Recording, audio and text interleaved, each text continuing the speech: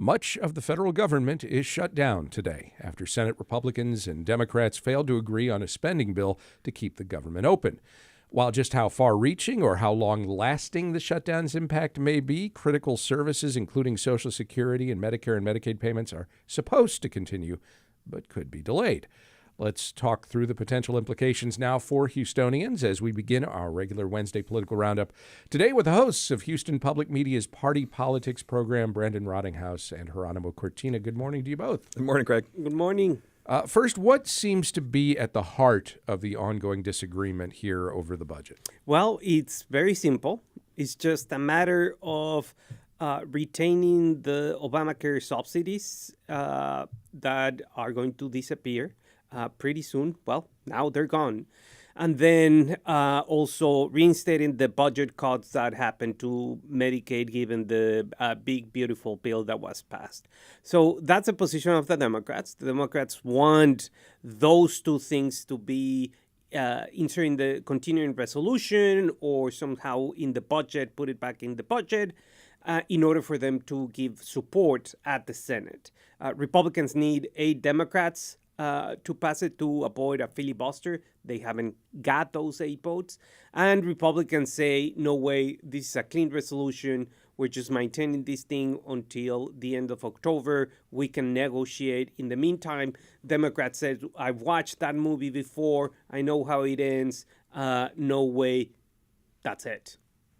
All right. So, yes, in some ways, we have seen this movie before. On the other hand, there's also this whole question of pocket rescissions and how the president wants to basically have more influence over what gets spent and when, something that has long been the purview of Congress. I've been hearing a lot of Democrats want something codified to keep him from doing that. Yeah, and in principle, this does that. I think Democrats object to the continuing resolution because their assumption is that that effectively puts that into law, and they don't like it. And I think that the messaging on this is really the key. The getting into a shutdown is one thing, getting out of it's another, and that's really what Democrats need as an end game here. So the question is, as Jeronimo said, is it possible that the Republicans will bite on this issue of the Obamacare subsidies? It will fall off this fiscal cliff at the end of the year, and there will be increases in premiums for tens of thousands of people. So I think that there's leverage that they've got, but at the same time, the Republicans are unified. So the movie is a sequel, but I think that the cast is a little different, and you're getting also a unity here that you haven't seen before. So Democrats are still anxious for that. Moderates are defecting in a way that's problematic. Jeronimo said, yeah, they need 8 Democrats, but some of them have already crossed. John Fetterman has already crossed. Agnes King has already crossed. So there is this kind of crack in the armor a little bit. And Schumer's ability to hold the coalition together really is contingent on how those moderates are. So there's still a lot of things in flux right now, but I don't see any resolution anytime soon because both sides are really dug in. Let's get into the practical implications here. Shortly after those failed votes last night, Office of Management and Budget Director Russell Vought instructed affected federal agencies to, quote, execute their plans for an orderly shutdown. Is it clear which agencies and which federal employees that means? No, because most agencies were drafting plans yesterday. So far, we don't know which plans are those and what entails to be personnel that is required to be working furloughed or whatnot.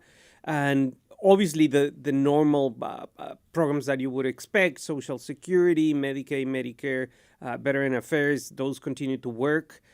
There's going to be some delays, for example, in terms of applications, in terms of benefit disbursement, so on and so forth.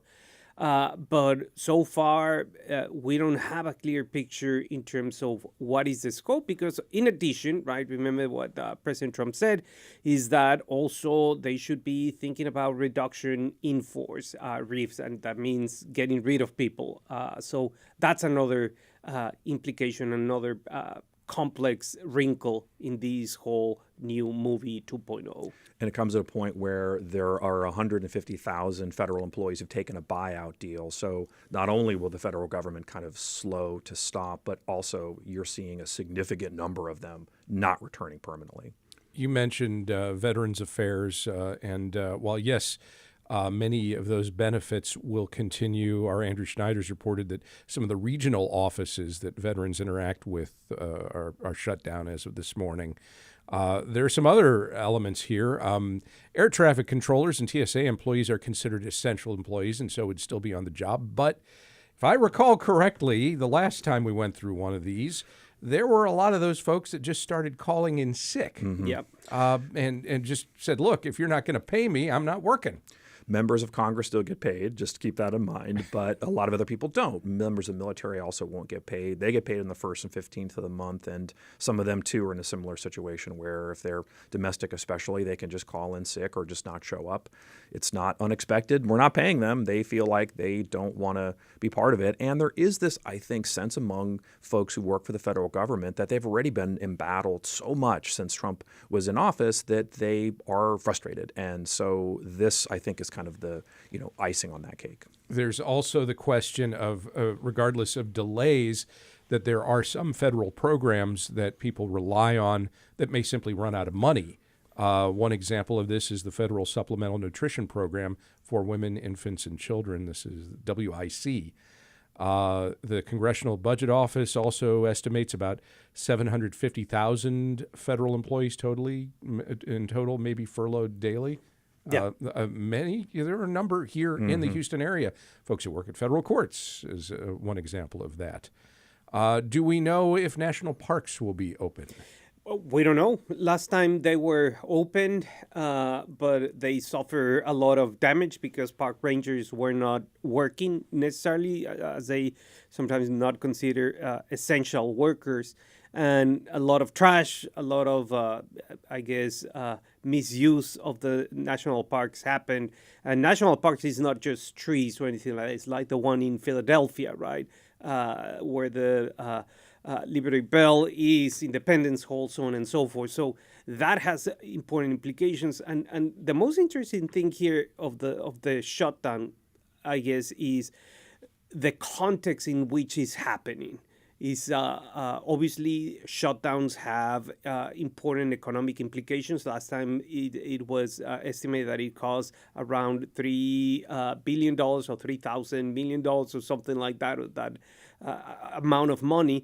But now we have tariffs. Now we have a weak-ish labor market. We have grocery prices not going down.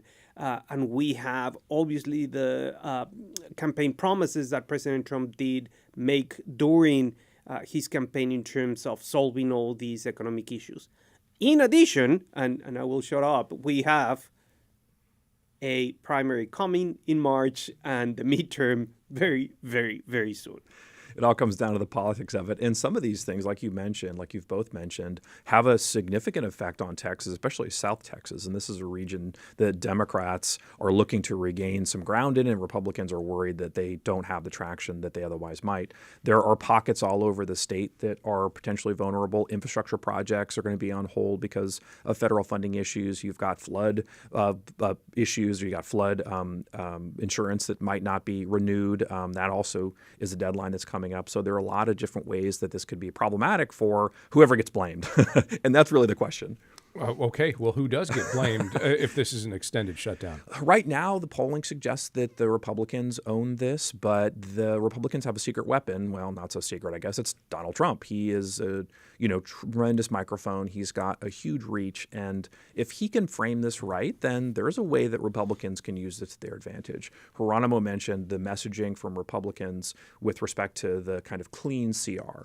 I think that's a easy sell to people. And so mostly that's going to be something people remember, to kind of pivot to the Democrats and their messaging, trying to talk about Obamacare subsidies, which are expensive, although popular, and the kind of, putting back of some of those monies that were cut is something that might be a little spendy for people. So I think that's a harder sell in a way, although those things are popular too. So it's really, I think, still not known, but at least at this point, people are saying Republicans are in charge of government, all three branches. You've got the trifecta. This is your government. If it shuts down, it's on you. I would imagine also it's an easier sell to their base to simply say less government is good. That's what we've been telling you all this time. So if we keep things shut down. Maybe we demonstrate, at least from our perspective, that we don't need all these federal workers. That's a good point. And the risk to that, though, is that it might be that we do, right? And people see that the shutdown plus the kind of reduction in force